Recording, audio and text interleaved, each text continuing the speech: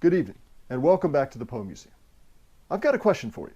How do you know when you've made it? I mean, really made it big. It's when you've been parodied.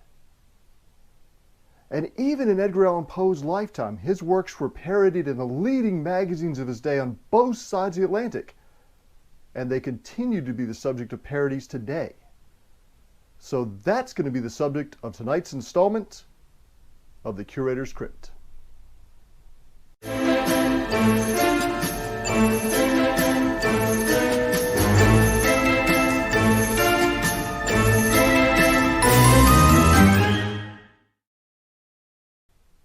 So this is the first appearance under Edgar Allan Poe's name of his most famous poem, The Raven, from the New York Mirror from 1845.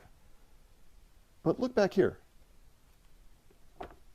Not a month later, there's already a parody called The Owl, a capital parody on Mr. Poe's Raven. And a representative stanza of it goes a little like this.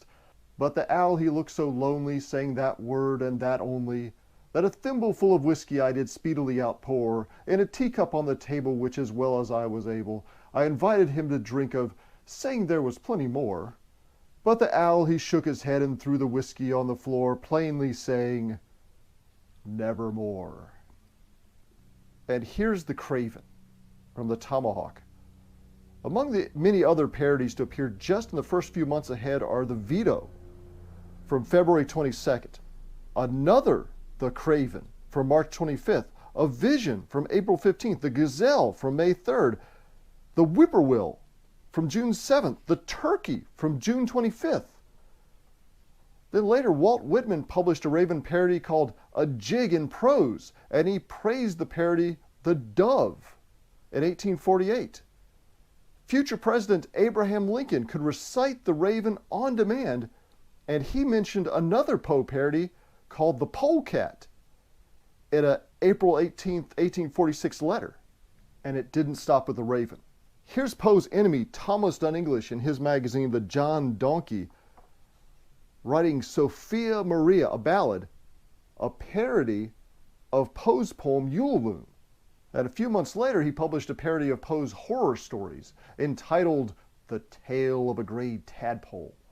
Sounds horrifying. So then the following year, in Godey's Lady's book, English published The Lady Hubbard, which actually assigned E.A. Poe. And it's a parody of Poe, but it's also a parody of the nursery rhyme Old Mother Hubbard.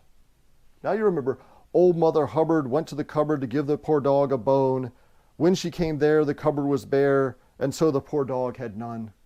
Well, how would Poe have written that? Then old Mistress Hubbard felt pity herself. She opened the cupboard, she looked on the shelf.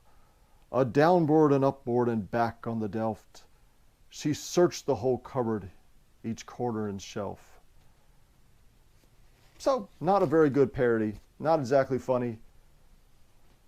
But people continued to parody Poe. In fact, when the museum opened in 1922, the very first item that entered the museum's collection was a 1913 high school yearbook that contained a parody of The Raven. It starts like this. Once upon a midnight dreary, as I studied, tired and teary, learning for a French test, things I should have known before. And it didn't stop there. Well into the 20th century, people were making parodies of Poe for magazine covers and editorial cartoons. You just found The Raven pretty much everywhere. But then in the 20th century came comic books. This is a 1954 issue of Mad magazine containing a parody of The Raven. And the best thing about it is they actually stick to the text pretty much as Poe wrote it, but the illustrations are what makes it humorous. But eventually these Poe comic book parodies brought us probably to our lowest point, to Spider Baby Comics with the telltale fart. The madman in this case doesn't have so much a super sense of hearing as a super sense of smell. In cinema, Roger Corman's 1963 film The Raven could be called a parody of Poe's work, specifically that poem, but really the whole genre of Poe's works. You don't believe me? What do you call this scene? Are you some dark-winged messenger from beyond? Answer me, monster. Tell me truly. Shall I ever hold again that radiant maiden whom the angels call Lenore? How the hell should I know?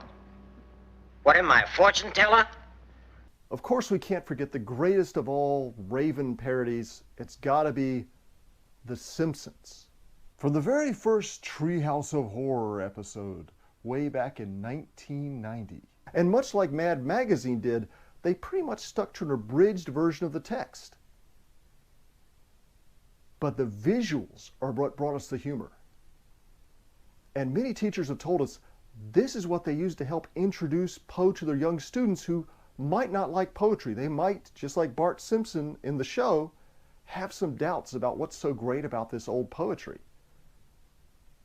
But here it shows them, hey, poetry can be kind of weird and creepy and fun.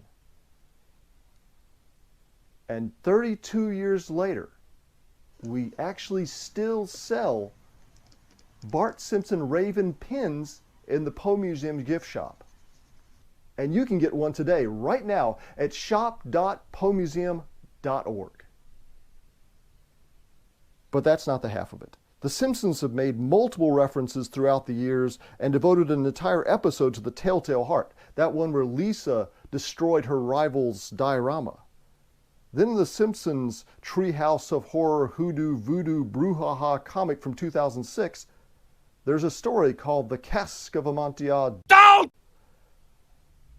So I could go on and on and on about all the different Poe references in The Simpsons over the years, but we don't have time for that. If you'd like to see a whole Curator's Crypt episode just devoted to Poe on The Simpsons, just let us know down in the comments.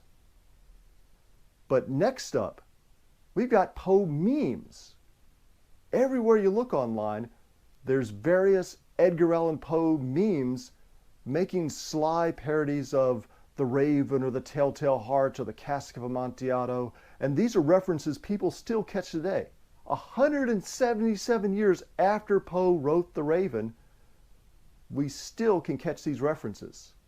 You can't say that about just about any other of his contemporary writers. And even the Poe Museum cats tried their own hand, or paw, at creating some Poe memes. Here's the tail heart, or the pet in the pendulum. They even tried the cats of Amontillado. Now, if you have any favorite Poe parodies that we missed, just let us know down in the comments. And until next time, don't forget to support the Poe Museum at patreon.com/PoeMuseum. And to thank you for joining us, I leave you with more footage of Edgar and Pluto, the Poe Museum cats.